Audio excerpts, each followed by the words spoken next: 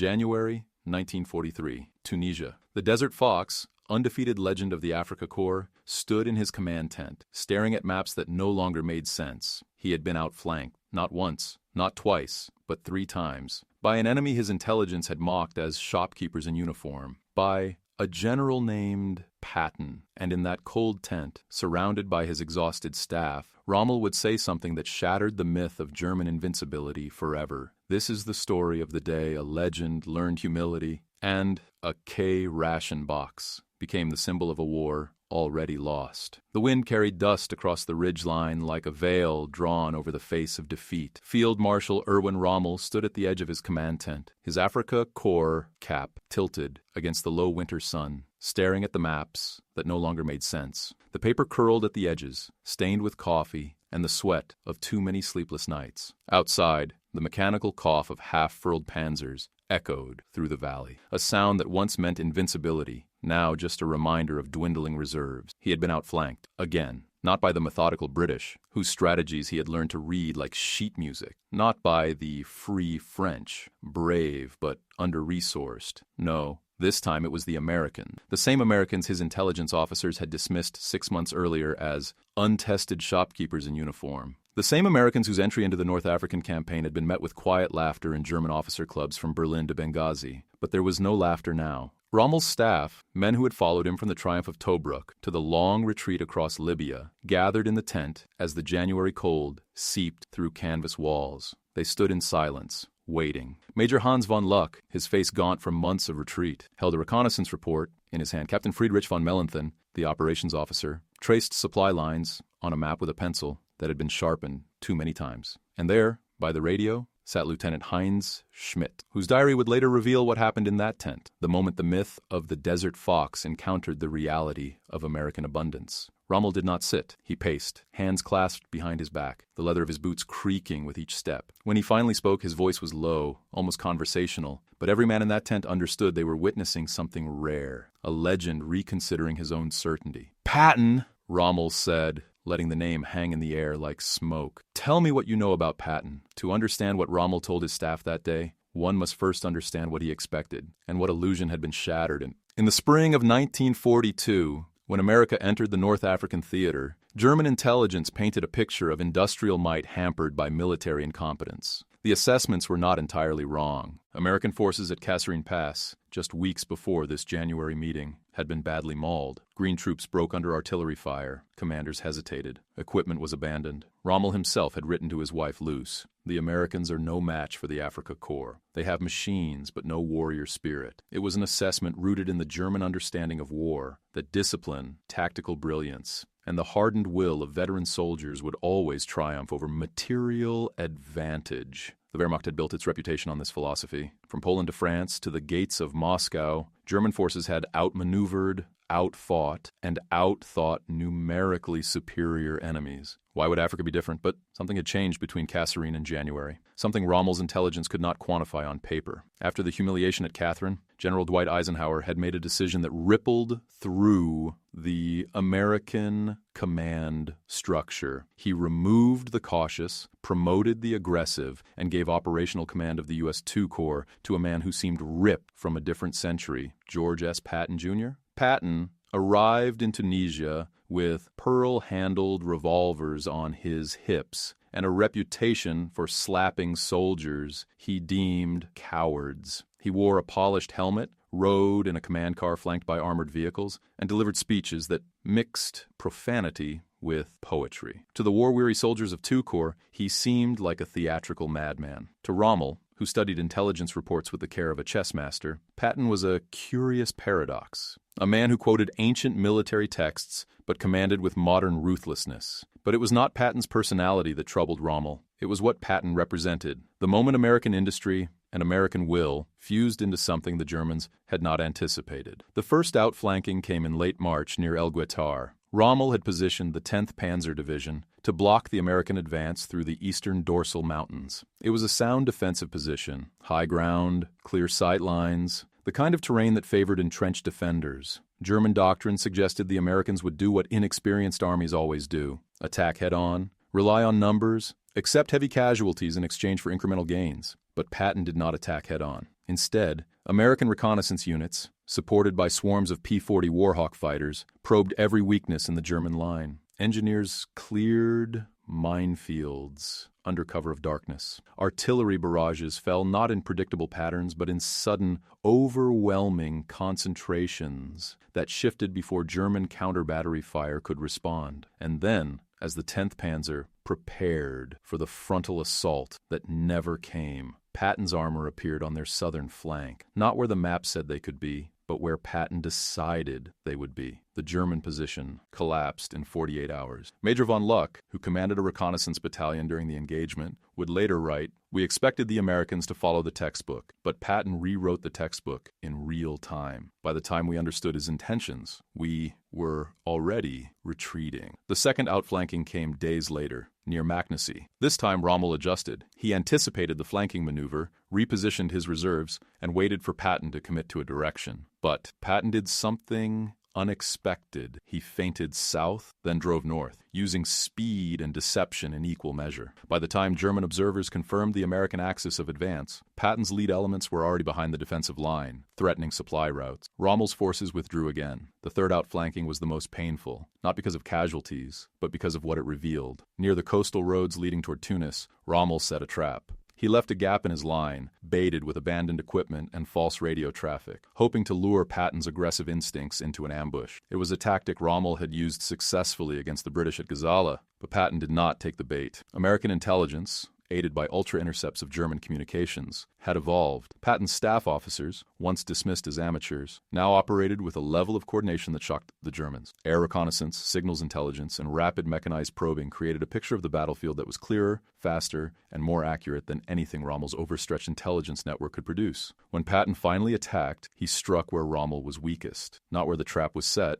but where the real defensive line had been thinned to create the illusion of strength elsewhere. For the third time in as many weeks, Rommel's forces gave ground. And so, on that January afternoon, Rommel stood before his staff and faced a question that went beyond tactics. "We have been outflanked 3 times, he said, his voice steady, but edged with something unfamiliar, doubt. Not because of mistakes, not because of cowardice, but because we are fighting an enemy we do not yet understand." Captain von Mellenthin, ever the pragmatist, offered the expected answer. "Herr Feldmarschall, they have superior numbers, superior logistics. If we had their fuel." "It is not the fuel," Rommel interrupted, his tone sharper now. "Do you think I have not read the reports? Do you think I do not see the supply convoys stretching from Casablanca to the front? Yes, they have abundance, but abundance alone does not win battles. The Italians had abundance at the start of this campaign. Where are they now?" The tent fell silent. Rommel turned to the map, his finger tracing the route of Patton's latest maneuver. "Patton does not fight like a European. He does not fight for territory. He fights for momentum. Every action is designed not to hold ground, but to force us into a reaction. And because he has the fuel, the ammunition, the replacements, he can afford to take risks we cannot." Lieutenant Schmidt, scribbling notes in his journal, later recorded Rommel's next words with precision. "We are fighting the first truly industrial war, not a war where industry supports the soldier, but where the soldier is merely the instrument of industry." Patton is not a genius. He is a hammer, but behind that hammer is a forge that never stops burning. It was a recognition that cut to the heart of the German dilemma. The Wehrmacht had been designed for short, decisive campaigns, blitzkrieg warfare that paralyzed enemies before logistics became a factor. But North Africa had dragged on for 2 years. Supply lines stretched across the Mediterranean, vulnerable to Allied air and naval power. Every liter of fuel, every shell, every spare part had to be fought across contested waters. Meanwhile, American supply ships docked in Casablanca and Algiers by the dozens, unloading mountains of equipment with industrial regularity. Rommel had once written that the battle is fought and decided by the quartermasters before the shooting begins. Now, standing in that tent, he confronted the bitter truth. Germany was losing the quartermaster's war, but it was more than logistics. Rommel, a man who prided himself on reading the character of his opponents, saw something deeper in Patton's methods, something that unsettled the traditional Prussian mindset. "He wants us to react," Rommel continued, his pacing slowing. "Every time we reposition, every time we fall back to defend a supply line, every time we respond to his initiative, we are dancing to his rhythm. And in this kind of war, the side that dictates tempo wins. Not through brilliance, through endurance. Major von Luck ventured a question. Can we not counterattack? Force him to react to us? Rommel's expression softened, almost sad. With what? We have 40 panzers fit for combat. He has 400 Shermans in reserve. We have 1 reconnaissance squadron with enough fuel for 2 sorties. He has the entire American Air Corps flying cover over his columns. No, Hans, we cannot force him to react. That is the luxury of the defender with resources. We no longer have that luxury. Among the objects scattered across Rommel's command table, maps, compasses, binoculars, there sat a peculiar artifact, an American K-ration box. It had been recovered from a destroyed American half-track near Gafsa. One of Rommel's aides, thinking it might contain useful intelligence, had brought it back to headquarters. Instead, it became a symbol of everything Rommel was trying to explain to his staff. He picked up the small cardboard box, turning it over in his hands. "Do you know what this is?" he asked, holding it up. "This is a single meal for a single American soldier, 1 day's ration." He opened the box, pulling out the contents one by one. A tin of processed meat, crackers, a chocolate bar, cigarettes, sugar tablets, instant coffee, chewing gum. "Now," Rommel said, his voice quiet, "think about what a German soldier receives. Black bread, canned vegetables, if he is lucky, perhaps sausage, if supply lines hold, coffee made from acorns." He set the K-ration on the table. "This box represents something more dangerous than artillery. It represents a country that can afford to give every single soldier, chocolate and coffee and tobacco, and still have enough left over to build 1,000 tanks. This is not just abundance. This is a statement, a message. It says, we will bury you not with brilliance, but with plenty." The symbolism was not lost on the men in the tent. For years, German soldiers had been told that their discipline, their training,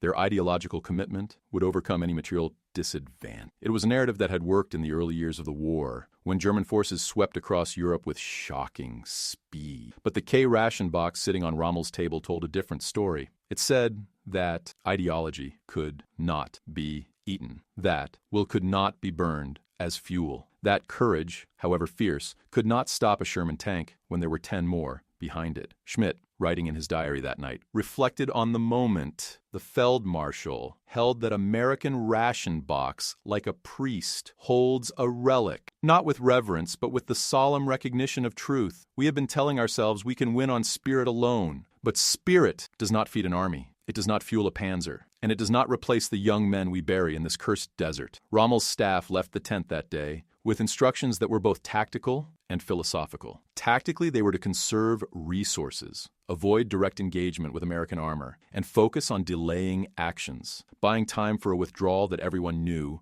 was inevitable. The Africa campaign was lost. Tunisia would fall. The question now was how many men could be evacuated before the final collapse. But the philosophical instruction was subtler, and it would ripple through the German officer corps for the rest of the war. "Do not underestimate the Americans," again, Rommel said, as his staff prepared to leave. "Not because they are brilliant, but because they represent something we cannot match, an economic and industrial system that treats war as a problem to be solved with resources, not heroism. Patton is not a better tactician than any of you, but he commands an army that can afford to make mistakes and still win." It was a lesson that would haunt German strategic thinking for the remainder of the war. In Normandy, in the Ardennes, in the final defense of Berlin, German commanders would encounter again and again the same overwhelming material superiority that Rommel first recognized in Tunisia. And each time, the response would be the same: fight harder, hold longer, trust in discipline and will. But will, as Rommel understood that January Day, was not enough. The transformation in Rommel's thinking did not happen in a single conversation. It had been building for months, perhaps years. But the 3 outflanking maneuvers by Patton forced a crystallization, a moment where theory met reality, and reality won. Before Tunisia, Rommel had been a true believer in the German way of war. He had written extensively about the importance of maneuver, surprise,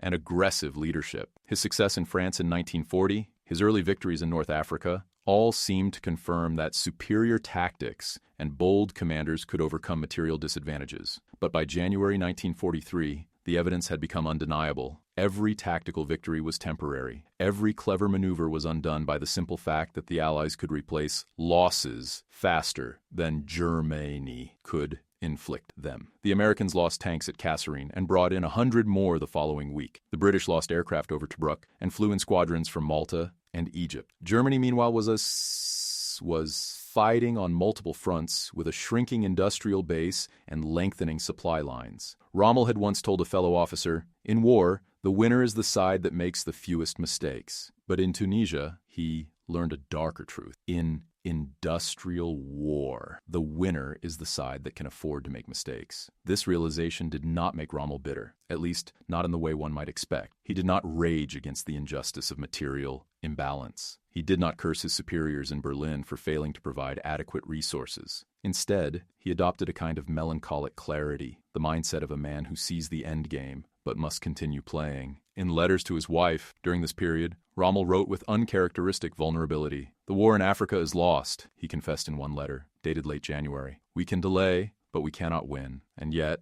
we must fight, not for victory, but so that our men might live one day longer." Patton, for his part, never knew the full extent of Rommel's reflections. To Patton, the outflanking maneuvers were simply good tactics, executed with proper aggression. He drove his staff hard, slept little, and maintained a relentless operational tempo that left German commanders perpetually off balance. But he did not think of himself as representing American industrial might or democratic abundance. He thought of himself as a warrior in the classical sense, following in the footsteps of Alexander and Napoleon. Yet Rommel was right. Patton was not just a general. He was the sharp edge of a system that could produce tanks faster than crews could be trained, that could ship entire divisions across an ocean, that could feed its soldiers chocolate and coffee in the middle of a desert war. And that system, more than any individual commander, was what defeated the Afrika Korps. By May 1943, Rommel had been recalled to Germany, his health broken by dysentery and the strain of unwinnable campaigns. The final collapse of Axis forces in Tunisia came shortly after, with over 250,000 German and Italian soldiers surrendering. More than were lost at Stalingrad. Patton moved on to Sicily, then to France, chasing glory until his death in a car accident after the war. His reputation would be debated by historians for decades. Was he a brilliant tactician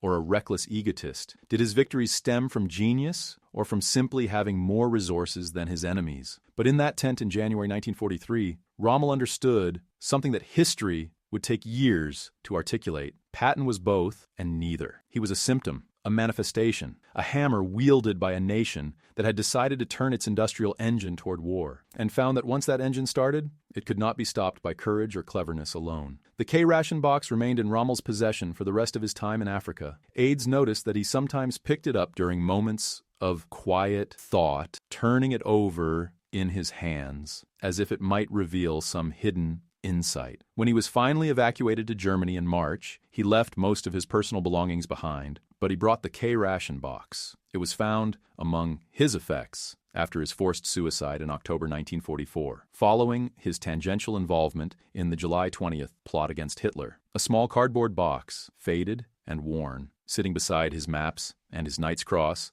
and his unfinished memoirs. In those memoirs, Rommel had begun writing a chapter titled The American Character. It was never completed, but the fragments that survive offer a glimpse into his evolving understanding. The American soldier is not a warrior in the European sense. He does not fight for land or ideology with the fervor of a true believer, but he fights with something more enduring, pragmatism supported by bottomless resources. He is taught that every problem has a solution, and that solution can be bought, built, or manufactured. This mentality applied to war is more dangerous than fanaticism, because fanaticism burns out, but industry simply continues.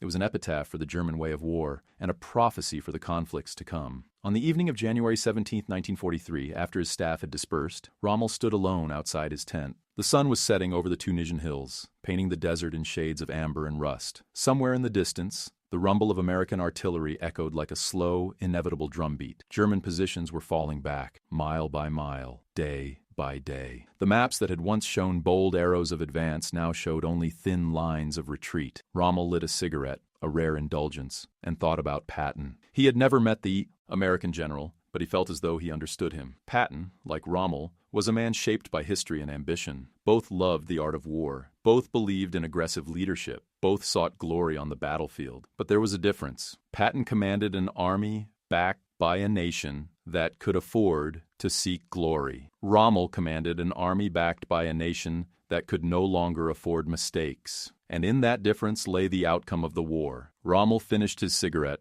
and returned to the tent. There were orders to right, positions to reorganize, men to save. The Afrika Korps would fight on for another few months, delaying the inevitable. But the lesson of those 3 outflanking maneuvers remained. War is not won by the best soldiers. It is won by the side that can sustain the fight long after brilliance has faded into exhaustion. Patton had been the teacher, Rommel the reluctant student, and the desert, vast, indifferent, eternal, bore witness to the slow death of a legend. Epilogue. The wind still blows across the Tunisian highlands, carrying dust over the ruins of foxholes and the rusted hulks of forgotten machines. There are no monuments to Rommel's 3 defeats, no plaques marking the exact spots where Patton's flanking maneuvers shattered German lines. History remembers the broad strokes, the fall of North Africa, the Allied advance into Europe, but forgets the small moments when illusions die. In that tent on January 17, 1943, a myth ended, not with drama or defiance, but with quiet recognition. The belief that discipline and tactical genius could overcome material reality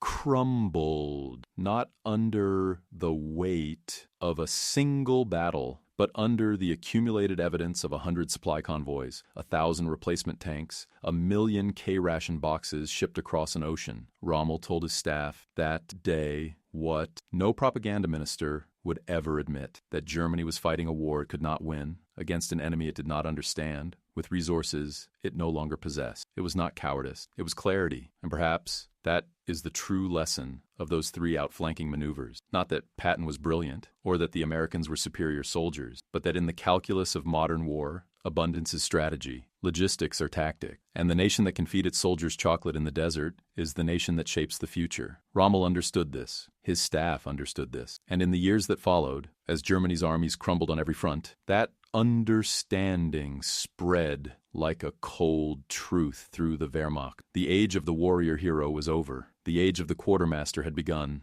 And somewhere in the archives, in a dusty box of personal effects, a faded K-ration container remains, silent witness to the day the desert fox learned humility and the desert kept its secrets.